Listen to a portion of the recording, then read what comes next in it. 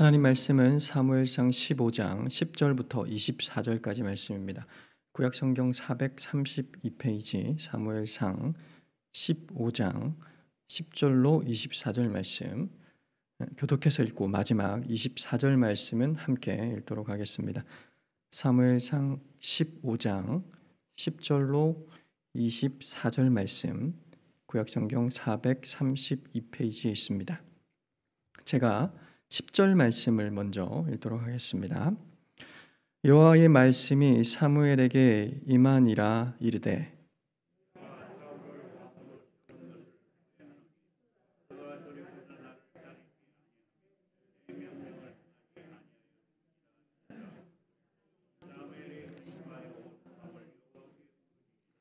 사무엘이 사울을 만나려고 아침에 일찍 일어났더니 어떤 사람이 사무엘에게 말하여 이르되 사울이 갈멜에 이르러 자기를 위하여 기념비를 세우고 발길을 돌려 길갈로 내려갔다 하는지라.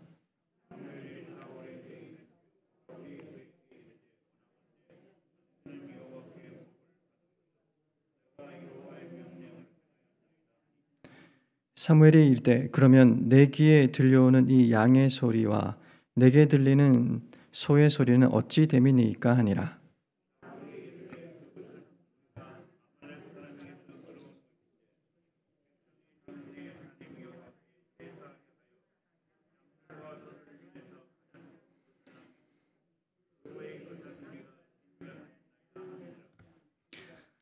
사무엘이 사울에게 이르되 가만히 계시옵소서. 간밤에 여호와께서 내게 이르신 것을 왕에게 말하리이다 하니 그가 이르되 말씀하소서.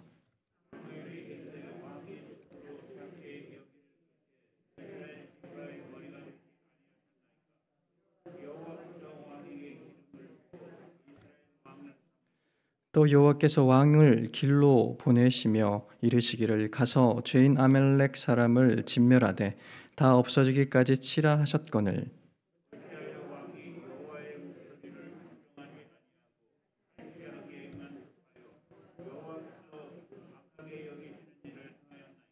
사울이 사무엘에게 이르되 나는 실로 여호와의 목소리를 청종하여 여호와께서 보내신 길로 가서 아말렉 왕 아각을 끌어왔고 아말렉 사람들을 진멸하였으나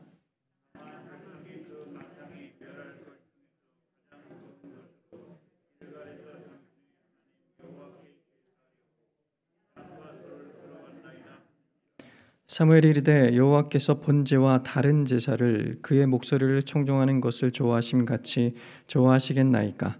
순종이 제사보다 낫고 듣는 것이 순양의 기름보다 나으니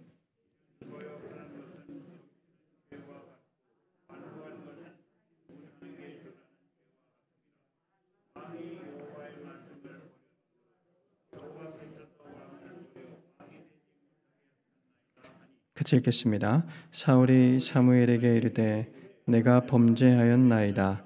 내가 여호와의 명령과 당신의 말씀을 어긴 것은 내가 백성을 두려워하여 그들의 말을 청종하였음이니이다.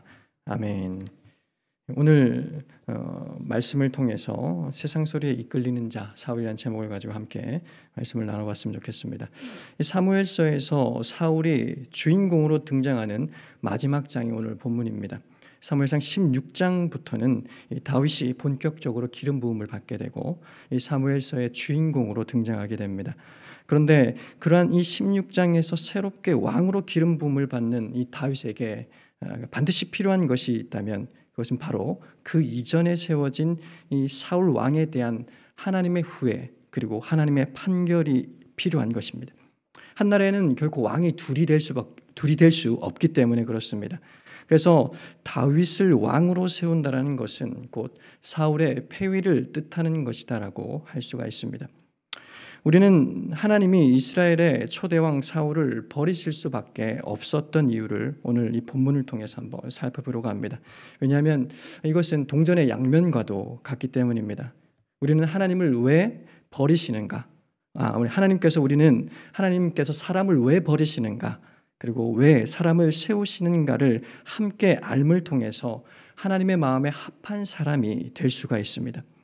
이것은 이 성경의 이야기가 가지고 있는 아주 중요한 성격과도 같습니다. 이 이야기는 개념을 정의하는 것이 아닙니다.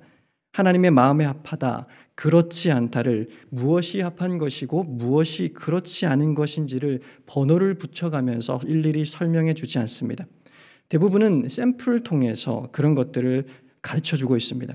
그래서 오늘 살펴보게 되는 이 이스라엘의 초대왕 사울은 이런 의미에서 잘못된 신앙인의 샘플을 보여준다라고 할 수 있습니다. 이 이야기를 읽어가면서 우리가 절대로 배우지 않아야 할 것, 그것이 무엇인지를 살펴보는 시간을 갖도록 하겠습니다. 먼저 이 이야기의 전체적인 문맥을 우리는 살펴볼 수 있어야 합니다. 큰 문맥을 보면 이 사무엘서는 사사기와 연결이 됩니다.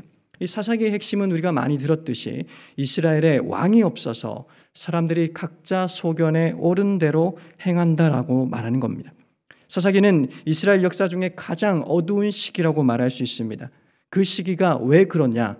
왕이 없으므로 각자 소견에 옳은 대로 행하는 그 시기다라고 진단하고 있습니다. 하지만 이 사사는 지도자였습니다. 사사라고 하는 지도자들이 사사기에는 있었고 왕의 역할을 하고 있었습니다. 그렇지만 이 사사기의 저자는 계속해서 왕이 문제다라고 이야기합니다. 이스라엘 사람들에게 진정한 왕이신 여호와 하나님, 그 하나님을 인정하지 않음으로 인해서 이 모든 재앙들이 임하고 있다는 것이 바로 사사기의 핵심입니다. 그렇다면 이제 우리는 이 사사기 바로 뒤에 나와 있는 이 사무엘서 전체가 보이고 싶어하는 주제가 무엇인지를 정리할 수가 있습니다. 그것은 바로 이스라엘의 참된 왕이 세워지는 겁니다. 진짜 왕의 등장입니다. 이 사무엘서를 이 관점에서 우리가 정리해 본다면 하나님께서 왕이 없어 마음대로 살아가고 있는 이 백성들에게 하나님의 마음을 대변하고 하나님의 통치를 대신할 진정한 왕을 세우셨다. 인간 왕을 세우셨다라는 것이 됩니다. 그래서 사무엘서는 왕에 대한 이야기가 줄을 이루고 있습니다. 크게 3명의 왕이 등장하는데 사울, 다윗, 그리고 솔로몬입니다. 이 왕들 중에 가장 중요한 왕은 바로 다윗입니다. 이 다른 왕들은 이 다윗과 대조되는 잘못된 왕입니다. 그래서 우리는 이 사무엘서를 읽어 나아갈 때 이 다윗을 중심으로 해서 읽어가시면 됩니다. 그렇다면 이 사울 왕은 우리가 어떻게 읽어가야 할까요? 다윗이 왜 하나님이 세우시는 왕인지를 보여주는 대조되는 왕, 잘못된 왕의 표본으로 읽어가시면 됩니다. 사울은 어긋난 왕의 모델이었습니다. 진정한 왕을 부각시키기 위한 영향력 있는 조연이었습니다. 진정한 왕을 더 견고하게 만들어주는 연단의 도구였고 또 진정한 왕이 통과해야 되는 시험을 위해서 존재하는 악역이었습니다. 이렇게 이야기하면 우리들 중에는 어떤 분들은 마음이 상하실 수도 있습니다. 사울이 너무 불쌍해 보이기 때문입니다. 사울은 처음부터 이 다윗을 등장시키기 위한 배경이라고 한다면, 망하기로 작정된 사람이라고 말한다면 의문이 들게 됩니다. 도대체 사울이 뭘 그렇게 잘못한 것일까? 기껏 사무엘이 드려야 될 제사를 사무엘이 너무 늦게 오니까 대신 지낸 것, 이 아말렉과의 전쟁 가운데에서 적들을 하나도 남김없이 죽여라고 하셨는데 그 중에 왕 아각과 가축 중 일부를 살려서 가져온 것 정도였습니다. 그렇다면 다윗 왕이 지은 죄 중에서 기억나는 것은 무엇이 있을까요? 이 밧세바와의 간통 사건입니다. 또 이 간통이 드러나는 것을 막기 위해서 충성된 장군이었던 햇사람 우리아를 모살한 것입니다. 무면허 제사와 전리품의 부당 취득과 유부녀와의 간통 살인, 여러분 이 둘 중에서 무엇이 더 중한 죄일까요? 사울의 죄와 다윗의 죄를 우리가 가지고 있는 일반적인 기준으로 살펴볼 때 누가 더 나쁜 사람이라고 말할 수 있을까요? 네. 어떤 이들은 이 부분에서 예정론을 말하기도 합니다. 그렇게 되기로 예정되어 있었다. 이런 것입니다. 그러나 그렇게 인간이 하나하나 하는 것들이 모든 신들의 계획 속에 있고 그대로 되는 것뿐이다라고 말하는 것은 운명론이지 예정론이 결코 아닙니다. 운명론은 그저 흘러가는 대로 흘러가는 닫힌 결말입니다. 인간의 의지나 인간의 어떤 그 무엇인가가 반영될 여지 따위는 없습니다. 그래서 성경적인 예정은 자유의지를 인정하는 것, 인간의 자유로운 선택을 전제하는 것이 됩니다. 오늘 본문은 예를 들어서 설명한다면 사울과 다윗의 죄가 둘 다 있는데 하나님께서는 사울을 망하게 하시고 다윗은 성공하게 하시기로 예정하시고 작정하셨기 때문에 사울은 망한 것이고 다윗 왕이 성공하게 되는 것은 결코 아니라는 것입니다. 둘 다 적극적으로 무엇인가를 선택했고 그 선택의 결과물로 그 둘은 다른 결론에 이르렀습니다. 만약 운명론을 예정론이라고 이해한다면 우리 중에 누구도 지옥에 갈 수가 없습니다. 가서는 안 됩니다. 그저 신이 만들어 놓은 계획표 안에서 움직이는 것이기 때문에 그것에 대해서 옳다, 그르다라고 판단하며 영원히 그것으로 심판을 받는다라고 해석하는 것은 공평하지 않은, 공정하지 않은 심판이 되기 때문입니다.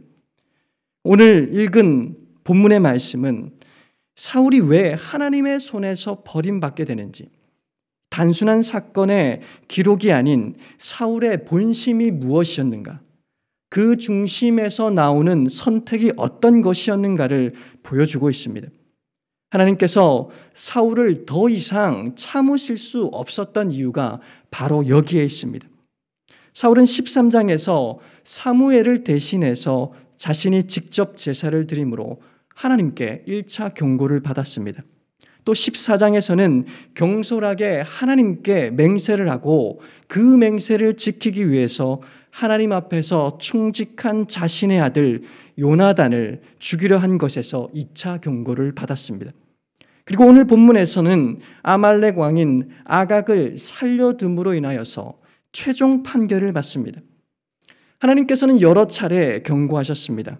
가르치셨습니다. 그럼에도 불구하고 사울은 하나님을 거역하는 선택을 했습니다. 그 이유는 그 마음의 중심, 그 모든 것을 선택하게 하는 중심 때문이었습니다. 이 다윗이 등장하기 전에 하나님의 마음을 대변하는 이가 있었다면 그는 바로 사무엘입니다. 그가 하는 반응이 곧 하나님께서 보이시는 반응이었습니다. 15장 마지막 절 35절은 이렇게 끝납니다.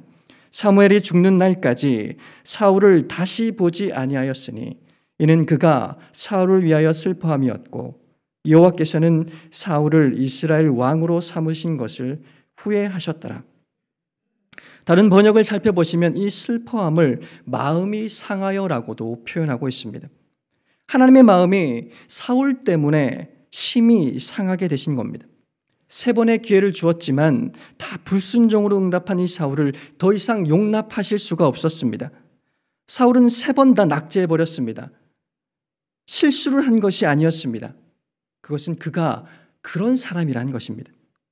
그 이상의 용서는 새롭게 시작하는 이 하나님의 나라, 이스라엘 공동체에는 해가 될 뿐이었습니다. 그래서 하나님의 마음은 하나님께서 그 마음을 상하게 하시면서라도 그를 버리시기로 작정하셨던 것입니다. 이제 우리는 본문 안으로 들어갈 준비가 되었습니다. 오늘 말씀은 사울을 향한 하나님의 3번째 테스트이고 마지막 기회입니다. 이 3번째 테스트는 이전보다 훨씬 더 선명해야 했습니다. 이전 테스트들은 잘 모르고 그랬습니다라고 말할 수도 있었기 때문에 이번 테스트는 확실하게 합격과 불합격이 드러나야 합니다. 이 마지막 테스트의 제목은 바로 너는 누구의 소리를 듣는 자인가입니다. 오늘 15장 1절 말씀은 이렇게 시작하고 있습니다. 사무엘이 사울에게 이르되 여호와께서 나를 보내어 왕에게 기름을 부어 그의 백성 이스라엘 위에 왕으로 삼으셨은즉 이제 왕은 여호와의 말씀을 들으소서. 사울은 왕이었습니다. 그런데 사무엘의 말은 사울을 왕으로 세우신 분이 계시는데 그가 바로 여호와 하나님이라는 것입니다. 여호와 하나님의 말씀 앞에서는 이스라엘의 왕이라고 할지라도 당신도 순종해야 된다라고 하나님의 뜻을 엄중하게 선포하고 있습니다. 순종해야 될 내용은 무엇이었습니까? 그것은 바로 아말렉과 전쟁하라는 것이고 그들을 전부 죽이는 것이며 그들의 짐승까지도 죽이라는 것이었습니다. 단 하나도 남김없이 이 땅에서 아말렉을 없앨 것을 하나님께서 명령하고 계십니다. 왜 아말렉을 다 진멸해야 되는지 궁금할 수 있을 것입니다. 아말렉이 그저 악한 민족이라고 한다면 그들의 성인만 죽이면 될 것 같은데 왜 아이들도 죽여야 되는지, 왜 꼭 짐승 또한도 죽여야 되는지에 대한 의문이 생깁니다. 여러분, 이것은 단순하게 이 땅에 살던 한 민족을 없애는 차원으로 이해해서는 결코 안 됩니다. 아말렉은 성경이 가지고 있는 어떤 사상을 눈에 보이는 어떤 것으로 상징하고 있는 민족이었습니다. 이 아말렉은 하나님 나라를 방해하고 하나님의 백성을 망하게 하려고 하는 계획을 진행하는 사탄, 그리고 그 사탄의 세력을 상징하고 있습니다. 아말렉은 계속해서 하나님의 백성을 공격하는 것으로 성경에서 묘사됩니다. 출애굽기를 살펴보시면 이스라엘 백성들은 10가지 재앙으로 애굽을 무너뜨리고 거대한 홍해 바다를 건너서 광야로 들어가는 장면을 볼 수 있습니다. 출애굽한 200만 명의 이스라엘 백성들은 오합지졸이었습니다. 하지만 어느 이방 민족도 이 이스라엘 백성들을 공격할 수 없었습니다. 이 오합지졸은 마음만 먹으면 그냥 그렇게 쓰러뜨릴 수 있는 백성이었지만 아무도 이스라엘 백성들을 공격하지 않았습니다. 그 이유는 애굽을 무너뜨린 신, 홍해를 갈라서 길을 만드신 신, 이스라엘 민족 위에 불기둥과 구름기둥으로 함께하고 계신 이스라엘의 신, 여호와에 대한 두려움 때문이었습니다. 하나님께서 주변에 있는 모든 민족들의 마음을 두렵게 하셔서 이스라엘을 보호하셨기 때문입니다. 그런데 이 광야 시절에 유일하게 하나님에 대한 두려움을 의식하지 않은 민족이 있었습니다. 이스라엘에 대한 적개심을 품고서는 이스라엘을 공격한 민족이 있었습니다. 그들이 바로 아말렉이었습니다. 여러분, 이 아말렉은 어떻게 보면 정상이 아닙니다. 애굽을 무너뜨린 신, 홍해를 가르신 신, 불기둥과 구름기둥으로 이스라엘을 끊임없이 보호하고 있는 그 여호와의 정체를 정확하게 보고 있으면서도 이스라엘을 공격하고 있었습니다. 그렇기에 이 아말렉은 정확하게 사탄을 상징하고 있습니다. 에덴에서 하나님과 사랑을 나누면서 하나님께 순종하며 에덴을 돌보고 있었던 아담과 하와를 유혹한 존재가 바로 사탄이었습니다. 하나님의 아들 예수 그리스도께 나와와서 겁도 없이 유혹했던 존재가 바로 사탄이었습니다. 이 땅에 있는 모든 하나님께서 만드신 것은 다 하나님에 대한 감각이 있습니다. 그래서 원래 그들이 정상적인 상태라고 한다면 하나님이 현현하고 계시고 하나님께서 사랑하는 백성들을 건드리는 경우는 거의 없습니다. 그런데 이 아말렉은 하나님의 얼굴을 보면서도 그 하나님을 무시하고 이스라엘 백성들을 공격하고 있습니다. 왜 그렇겠습니까? 그들은 사람이라고 볼 수 없는 존재들이기 때문입니다.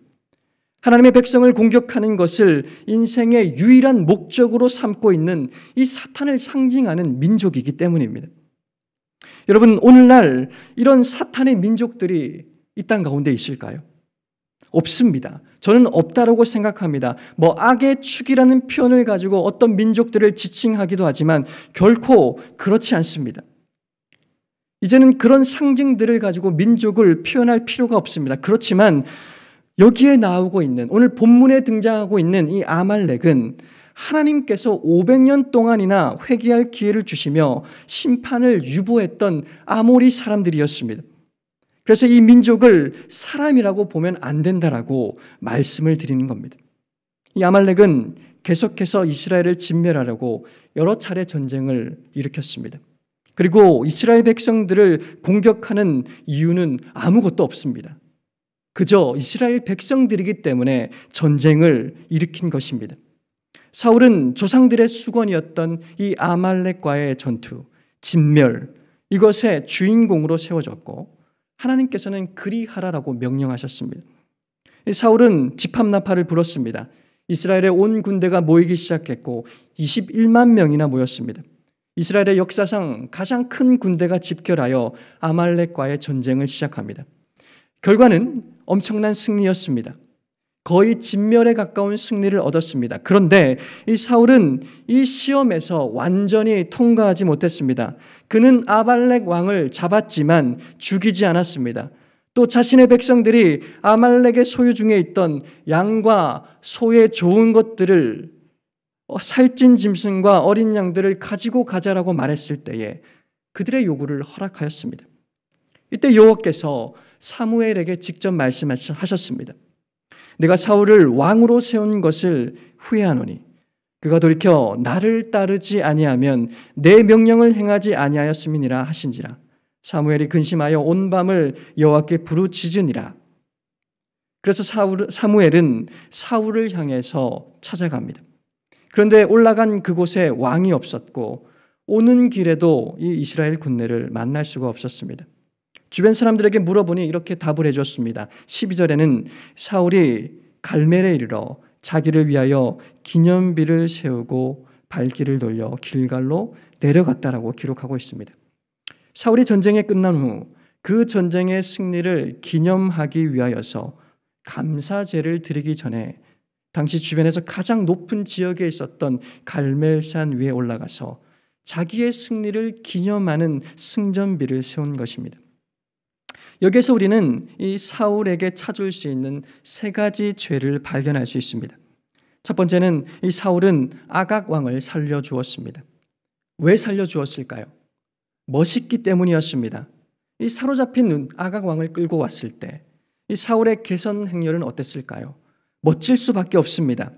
이스라엘 백성들이 모인 자리에 철천지 원수였던 이 아각 왕을 끌고 돌아갈 때 모든 이스라엘 백성들은 환호할 것입니다.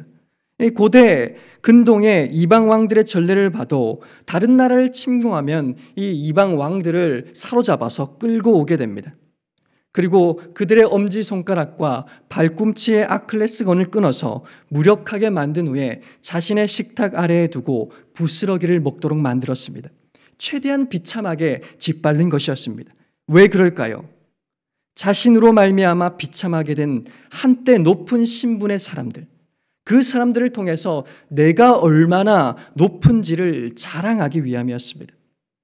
사울은 지금 이 아말렉의 아강을 붙잡고서는 마음이 한껏 높아져 버렸습니다. 두 번째는 백성들에게 소와 양과 좋은 짐승들을 가지고 가도록 허용하였습니다. 이 백성들은 양과 소를 가지고 돌아가길 원했습니다. 자랑하기 위한 전리품을 가지고 싶은 것입니다. 물론 물건을 가져가면 안 되는 것입니다. 이전에 아간이라는 사람, 아간이라는 조상의 지은 죄를 기억하는 자들도 있었을 것입니다. 가족 전체가 몰상을 당했던 이스라엘의 뼈아픈 기억을 생각하는 사람들 또한도 있었을 것입니다. 그러나 그들은 포기할 수 없었습니다. 좋은 짐승들이기 때문입니다. 개선가를 부르며 귀환할 때 사람들이 들어야 하고 보아야 하고 알아주어야 한다는 것이었습니다. 그들 가운데의 승리의 약탈을 상징하는 짐승의 울음소리가 들려야 한다는 겁니다. 자신들의 승리를 증명하며 자랑하게 해줄 전리품이 필요했던 겁니다. 사울은 그들의 마음을 너무나도 잘 이해했습니다. 그리고서는 허용해버렸습니다. 마지막으로 사울은 갈멜산에 올라가서 거기에서 자신을 위한 기념비를 세웠습니다. 갈멜산에는 거대한 공터가 있었습니다. 그리고 사울은 그곳에서 전쟁 승리를 위한 기념비를 세웁니다. 그런데 성경의 저자는 그 기념비 앞에다 이렇게 수식을 합니다. 자신을 위한 기념비이다라고 말입니다. 사울이 자신을 위한 기념비라고 결코 말하지 않았을 것입니다. 뭔가 멋진 이름이 있었을 것입니다. 그렇지만 성경은 아니다라고 말하고 있습니다. 그 기념비는 오로지 사울 자신을 위한 과시용 기념비라는 겁니다. 이것이 이스라엘 역사 가운데에서 처음 일어난 일이었습니다. 모세도 여호수아도 그간 이스라엘을 다스렸던 어떤 사사들도 자신을 위한 기념비를 세운 적이 없었습니다. 그런데 지금 사울은 자신을 위한 기념비를 세워버렸습니다. 이 전쟁 자체를 보면 이것은 엄청난 승리였습니다. 수백 년 동안 이어졌던 철천지 원수 아말렉 민족이 역사상 사라진 사건이었습니다. 이스라엘의 오랜 수건이 해결되었습니다. 이것은 하나님의 멋진 승리입니다. 이를 표현하는 것이 바로 하나님께 드려야 할 감사 제사였습니다. 그래서 이스라엘 백성들은 이 아말렉과의 전투를 마친 후에 이스라엘의 성지이며 예배처였던 길갈로 내려가서 거기에서 사무엘이 준비하고 있는 감사의 제사를 드려야만 했습니다. 여러분, 사울은 이것을 잃어버리지 않았습니다. 잊어버리지 않았습니다. 사울은 그 감사제를 드리기 전에 하고 싶은 것이 있었을 뿐이었습니다. 길갈로 올라가기 전에 승리를 자축하는 것이었습니다. 갈멜로 올라가서 승리를 자축하는 것이었습니다. 자신을 한껏 드러내고 싶었습니다. 이스라엘의 모든 장정들이 모여있는 자리에서 압도적인 승리를 거둔 숭전국의 왕으로서 자신의 정치적인 입지를 확고히 하고 싶었습니다. 갈멜로 그렇게 올라가 버렸습니다. 갈멜은 그리 먼 곳이 아니었습니다. 갈멜에 들렸다가 길갈로 내려가는데 이것은 아무리 생각해도 자연스러운 동선이었습니다. 모든 백성 앞에서 이스라엘의 승리와 그 승리를 이끌어낸 큰 용사이자 왕, 바로 사울 자신의 모습을 과시하길 원했습니다.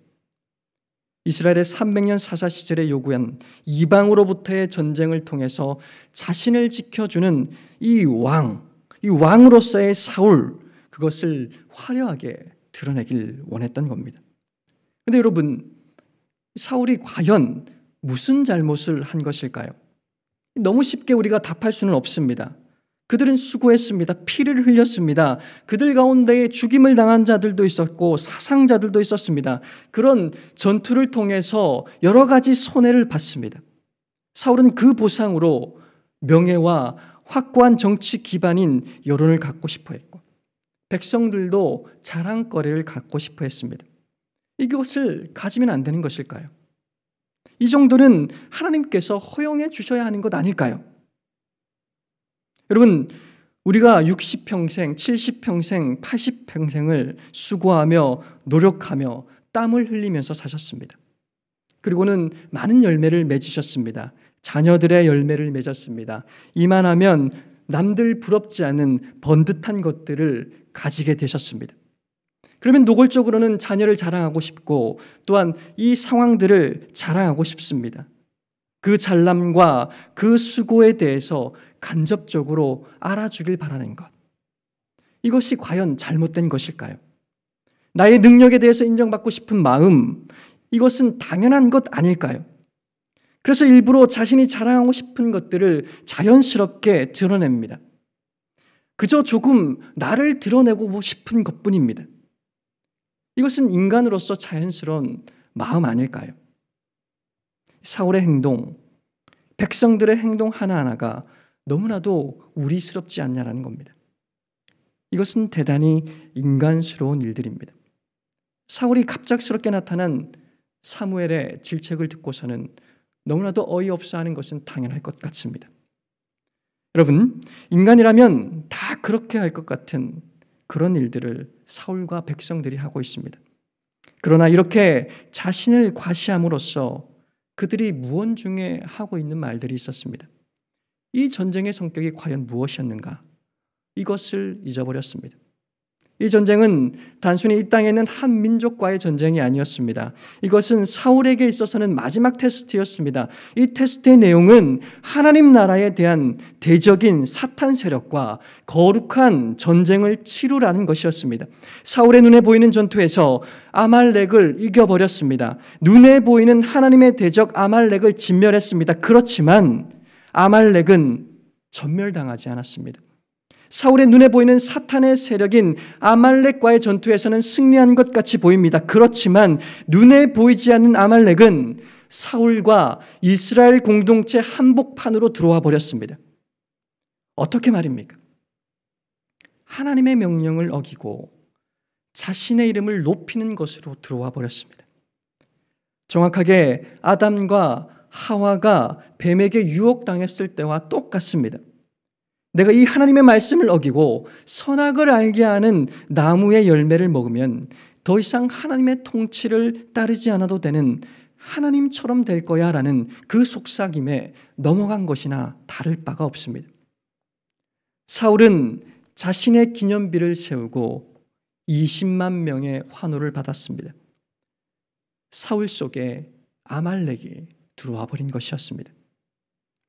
오늘 본문의 13절부터 25절까지 나와 있는 사무엘과 사울의 대화를 살펴보시면 여기에는 사무엘의 입을 통해서 하시는 하나님의 책망과 그리고 이에 대한 사울의 반응과 대답이 들어있습니다. 그리고 여기서는 12절 이후의 대화 속에서 가장 많이 나오고 있는 동사 한 개를 중심으로 주목해서 저는 말씀을 살펴보려고 합니다. 히브리어로 소리, 말을 의미하는 콜이란 단어입니다. 이 단어가 7번 정도 등장하고 있습니다. 오늘 본문 14절 말씀에 보시면 사무엘이 이르되 그러면 내 귀에 들려오는 이 양의 소리와 내게 들리는 소의 소리는 어찌 됨이니까 하니라 라고 기록하고 있습니다. 여호와의 명령을 다 행했다라고 자랑스러워하고 있는 이 사울에게 대답한 사무엘이었습니다. 양과 소의 소리는 무엇이냐는 겁니다. 지금 하나님의 소리를 들었다고 한다면 결코 들을 수 없는 소리가 들리고 있다는 겁니다. 사울은 순간 이 사무엘의 말이 무겁게 들렸습니다. 그래서 그는 우리와 무리를 구분하고 있습니다. 15절에서 그는 무리들이 양떼와 소떼를 요구했다라고 이야기하며 우리는 진멸했다라고 상황을 무마하고 있습니다. 사무엘은 간밤에 들은 하나님의 후회하신 판단에 대해서 전하고 있습니다. 분명 진멸하라고 말하지 않았냐고 그것을 말입니다.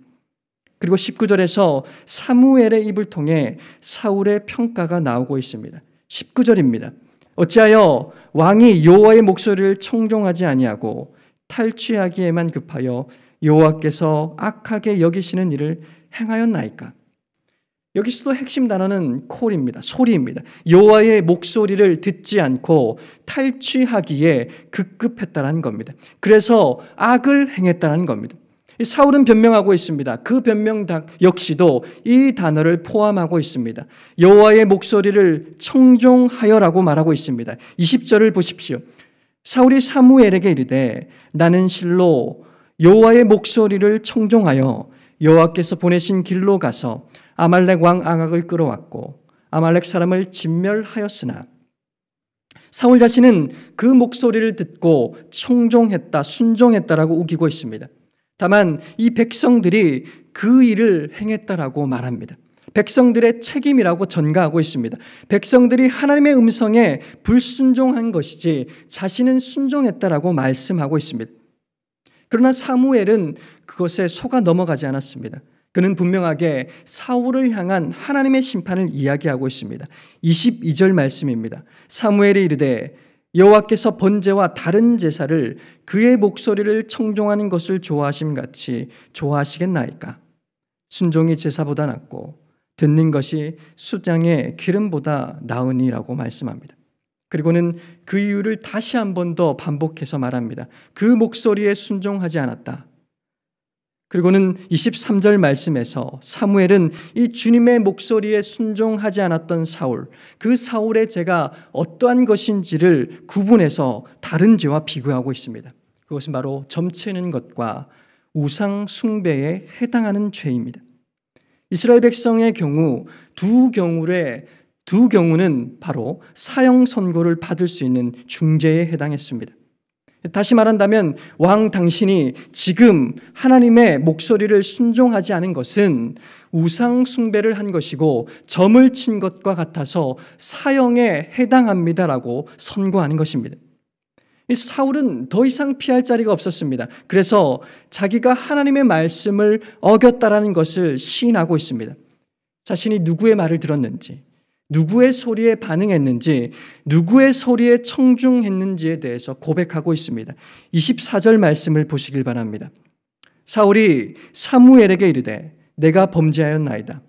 내가 여호와의 명령과 당신의 말씀을 어긴 것은 내가 백성을 두려워하여 그들의 말을 청종하였음이니이다.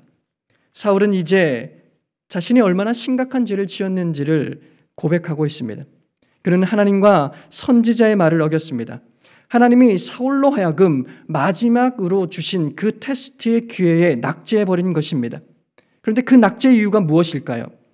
그것은 하나님의 소리보다 백성들의 소리를 더 무겁게 들었다는 데 있었습니다. 그들의 소리가 너무나도 크게 울렸습니다. 그래서 그는 하나님의 목소리에 순종하는 것을 포기해 버린 것입니다.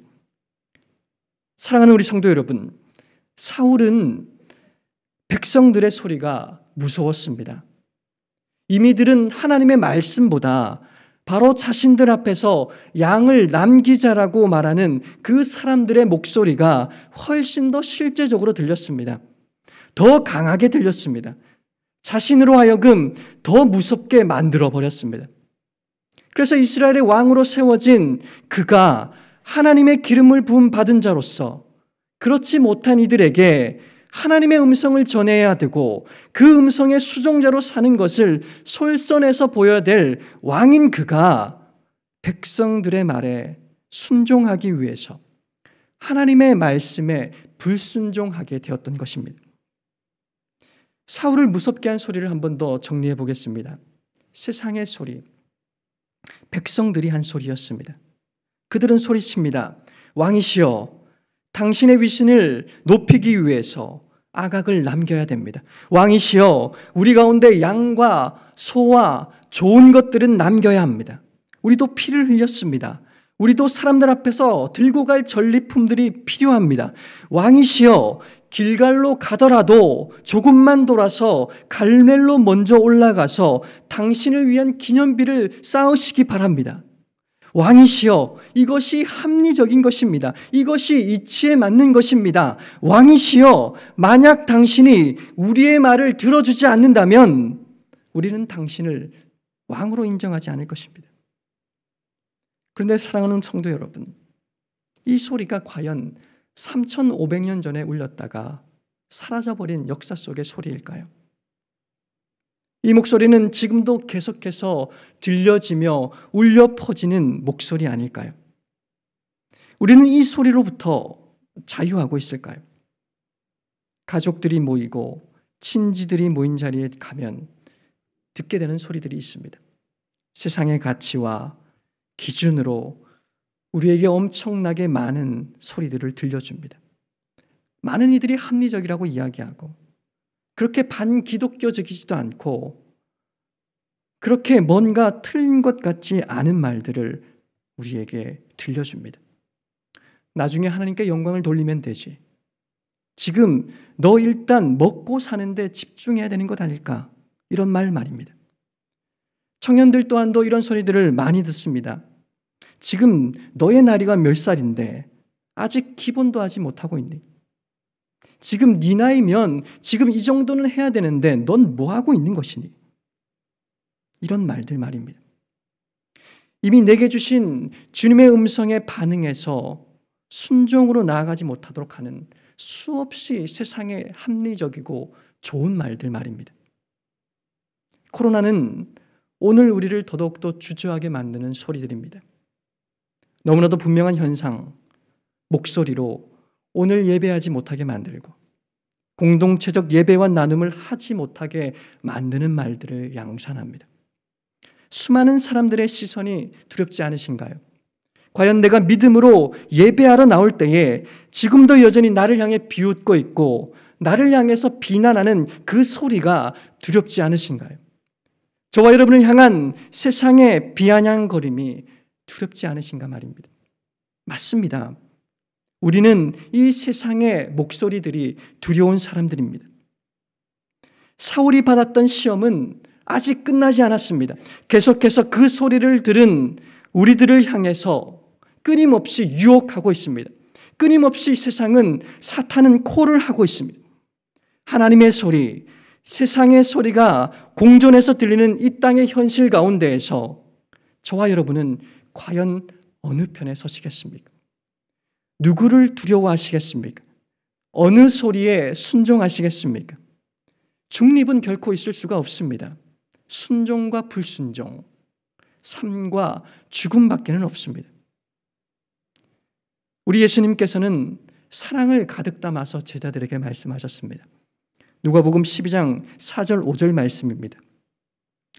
내가 내 친구 너희에게 말하노니 몸을 죽이고 그 후에는 능히 더 못하는 자들을 두려워하지 말라.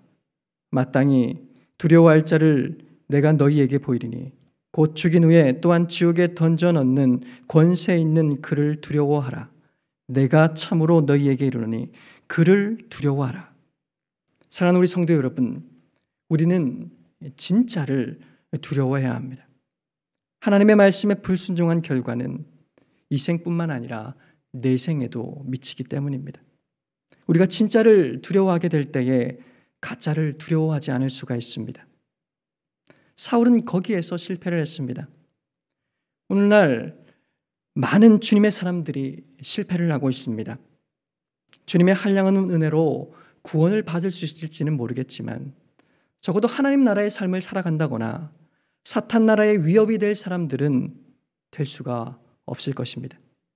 사랑하는 우리 성도 여러분, 저는 우리가 실패한 삶으로 불리지 않기를 간절히 원합니다. 불리지 않는다라고 확신합니다.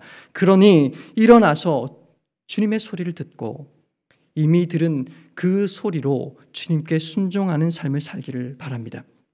실망한 대로 실망한 사무엘을 향해서 사울은 이렇게 계속해서 간구하고 있습니다. 같이 가달라고 말입니다.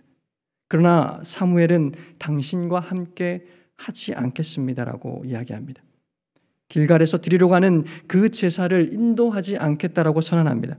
그런데 사무엘은 지금 이 모든 것들이 중요하지 않았습니다. 제사를 드린다고 해서 하나님께서 받으시지 않는다는 것을 알고 있기 때문에 갈 이유가 없었습니다. 이것은 예배의 성격에 전혀 맞지 않는 외형에서만 치중되는 것이었기 때문에 그렇습니다. 피 묻은 손으로 성전을 건축할 수 없는 것과 같습니다. 불순종한 사울은 하나님 앞에서 결코 예배를 할 수가 없었습니다. 그래서 사무엘은 사울과 결별을 선택했습니다. 그런데 어떻게 이렇게 제사를 집도하지 않겠다라고 하는 사무엘을 사울은 끝까지 붙잡고 있습니다. 27절에 보시면 사울은 사무엘에게 매달리고 있는 모습들을 보여줍니다. 사무엘의 겉옷자락이 찢어집니다. 사무엘은 길갈로 가서 제사를 드리고자 하는 붙잡는 사울에게 불같이 화를 내고 말을 합니다. 하나님께서 당신을 왕위에서 쫓아내시고 당신의 왕위는 다른 사람에게 주실 것입니다. 우리 하나님이 그 마음을 바꾸지 않을 것입니다라고 소리를 쳤습니다. 하나님께서 분노하시는 이 분노는 어떻게 보면 좀 심한 것 같습니다. 왕국이 분열될 것이고 새 왕이 세워질 것이며 이것은 결코 바뀔 수 없는 것의 성질이라고 말할 수 있는 것 같습니다. 그렇지만 이 말의 모든 뉘앙스를 살펴볼 때 그것이 하나님의 성품이 들어있다라고 한다면 이 최후의 선고는 너무나도 감정적으로 느껴집니다. 왜 이렇게 사무엘은 사울에게 화를 내고 있는 것일까요? 그리고 왜 사울은 이렇게 끝나야만 하는 것일까요? 하나님께서 단 한 번의 기회를 더 주시면 안 되는 것일까요? 사무엘의 분노는 길갈에 함께 가려고 하는 사울의 마음 중심 때문이었습니다. 사울과 비교되는 다윗은 외모와 신장과 모양은 별로 볼 것이 없는 존재였습니다. 그러나 그 중심에는 하나님을 향한 열망, 하나님의 이름이 땅에 떨어지는 상황에 대한 거룩한 분노, 하나님의 백성과 하나님의 나라에 대한 사랑이 가득 차 있었습니다. 다윗에게 그의 겉모습은 결코 중요한 것이 아니었습니다. 그래서 목동의 옷을 입고 막대기와 물맷돌을 들고 온 이스라엘 앞에서 골리앗을 무찔러서 이길 수가 있었습니다. 다윗은 하나님의 궤가 돌아올 때에 옷이 벗겨지는 것도 모르고 하나님 앞에서 춤을 출 수가 있었습니다. 그것은 바로 그 마음의 중심 때문이었습니다. 그렇지만 사울은 어땠을까요? 그 마음의 중심은 외모였습니다. 하나님이 아닌 사울은 외모가 너무나도 중요했던 존재였습니다. 사울이 사무엘에게 하는 마지막 부탁을 한번 들어보시기 바랍니다. 30절 말씀입니다.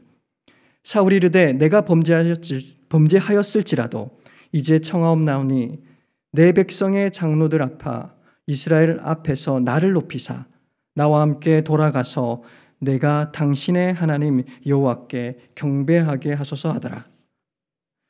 사무엘이 듣고 싶은 말은 결코 이런 말들이 아니었습니다. 하나님께서 듣고 싶은 말 또한도 이것이 아니었을 것입니다. 물론 하나님께서는 변덕스러운 분은 아니십니다. 그러나 성경 속에 하나님께서는 여러 번이나 그 뜻을 바꾸셨습니다. 우상 숭배한 이스라엘 백성 앞에서 모세가 자신의 생명을 걸고 막았었을 때, 니느웨 백성 앞에서 요나의 설교가 그 옛 백성들을 회개시켰을 때에 하나님께서는 그 뜻을 돌이키셨습니다. 아니, 하나님은 죄에 대해 심판의 경고 앞에서 뜻을 돌이키고 회개하며 돌아오는 자들을 다 용서하시는 분이셨습니다. 하나님은 사울이 이전 날 왕 되기 전에 가지고 있던 그 겸손으로 회개한다면 또다시 기회를 주셨을 것이 분명합니다. 그런데 사울은 그에게 주어졌던 그 마지막 기회를 이렇게 날려버렸습니다. 오늘 본문의 20절 말씀을 이렇게 의역해 보겠습니다. 그렇습니다. 나는 죄인입니다. 그러나 나는 마지막으로 부탁합니다. 나와 함께 제사를 드려 주십시오. 그렇게 함으로 내 백성의 장로들과 이스라엘 앞에서 나의 위신을 세워 주십시오. 여러분, 사울은 끝까지 외모가 중요했던 사람이었습니다. 끝까지 백성들 앞에서 떨어질 자신의 위신이 중요했던 사람이었습니다. 백성들 앞에서 끝까지 성공적이고 멋진 왕이고 싶었습니다. 그는 그렇게 하나님의 목소리와는 전혀 무관한 사람임을 증명해 버렸습니다. 하나님이 너를 왕으로 삼으신 것을 후회하신다라고 해도 별 반응이 없었습니다. 그에게 중요한 것은 하나님의 목소리가 아니라 여전히 사람의 목소리였기 때문입니다.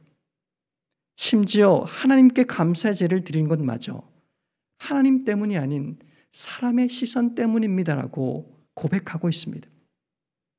사무엘은 그렇게 말하는 사울을 따라가 주었습니다. 그런데 더 이상 사울에게 말을 걸지 않습니다.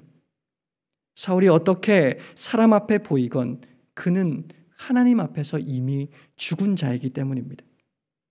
그에게 주어진 모든 기회, 3번이나 회개할 수 있는 기회, 그리고 하나님의 음성에 대한 긴 대화, 그리고 하나님의 성품을 건 심판의 메시지, 그 어떤 것도 사울의 중심을 바꾸지 못했습니다. 더 이상 사울에게 말할 필요가 없었습니다. 그저 그가 원하는 대로 내버려 두는 것만 남았을 뿐입니다. 여기서 하나님 나라의 초대왕 사울의 영적 죽음이 선고된 것입니다. 이후에 사울은 10년 넘게 살아갑니다. 그러나 그 이후 그 어디에서도 그는 이스라엘의 왕다운 모습을 보여주지 못했습니다. 왜냐하면 그의 영혼은 이미 죽었기 때문입니다. 사랑하는 우리 신촌강석의 성도 여러분, 이제 이 이야기들을 마무리해 보겠습니다. 어떤 청년이 제게 사울은 지옥에 갑니까? 라고 질문한 적이 있습니다. 어떤 이들은 지옥에 갔다라고 이야기하고, 또한 그가 악신에 들렸다라는 것, 다윗을 죽이려 했다라는 것, 나중에 신접한 자와 만났다라는 것, 자살로 인생을 마쳤다라는 것, 그것을 통해서 지옥에 갔을 것이다라고 증거를 제시합니다. 그런데 반대도 있습니다. 그는 기름 부음을 받았고 성령에 충만한 적이 있었고 이 하나님 나라에 지대한 공헌을 했기 때문에 지옥까지는 안 갔을 것이다라고 말합니다. 저는 확언할 수는 없을 것 같습니다. 그러나 한 가지 확실한 것이 있다면 그의 남은 인생은 결코 하나님 나라의 유의미한 인생은 될 수 없었다라는 겁니다. 오늘날 많은 교회 성도들을 바라보면서 또 많은 문제를 일으키는 기독교인들과 목회자들을 바라보면서 그가 구원을 받았느냐 그렇지 않느냐를 물어본다면 저는 확답할 수가 없을 것 같습니다. 그러나 분명한 것이 있다면 그가 하나님 나라의 유의미한 존재인지 아닌지에 대해서는 말할 수 있을 것 같습니다. 그가 하나님의 음성, 하나님의 소리, 하나님의 뜻, 기록된 하나님의 말씀과 성령께서 내 안에 계심으로 말미암아서 민감해진 신앙적 양심의 소리를 들으며 그 인도하심을 무시하며 세상의 소리만 쫓아서 살아간다고 한다면 그는 이제부터는 하나님 앞에서 무의미한 존재일 것입니다. 그가 아무리 화려한 옷을 입고 있다고 할지라도 하나님 앞에 영광 돌린다라고 입으로 소리치는 목회자라고 할지라도 아무리 많은 사람들을 끌어모았다라고 해도 여전히 하나님 나라 안에서는 무의미한 존재일 것입니다. 그를 통해서 하나님께서 하실 일이 없기 때문입니다. 하나님은 그런 이들을 통해 하나님 나라를 확장시키지 않으십니다. 사랑하는 우리 성도 여러분, 이 세상의 소리는 점점 더 커져 나아갈 것입니다. 세상은 더 우리를 우겨쌀 것이고 우리를 향해 수많은 합리적인 소리로 외칠 것입니다. 너를 지켜줄 수 있는 돈을 붙잡아라. 내게 도움이 되는 인맥을 만들어라. 지금 네가 하나님을 알기 위해 사용하는 이 시간은 낭비하는 시간이다.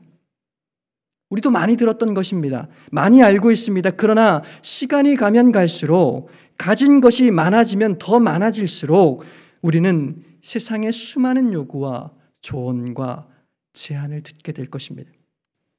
그러나 저는 우리 사랑하는 성도들이 이 세상의 소리가 아무리 커진다 할지라도 사방에서 우리를 포위하고 사면 초가를 불러대는 그 시간에도 우리가 유일하게 두려워해야 될 그분을 두려워하고 그분의 목소리를 구하며 그분의 목소리를 따라서 걸어가는 성도가 될 줄로 확신합니다. 우리 중 누구도 왕으로 시작했다가 하나님 앞에서 무의미한 자로 마감되는 인생이 없기를 주님의 이름으로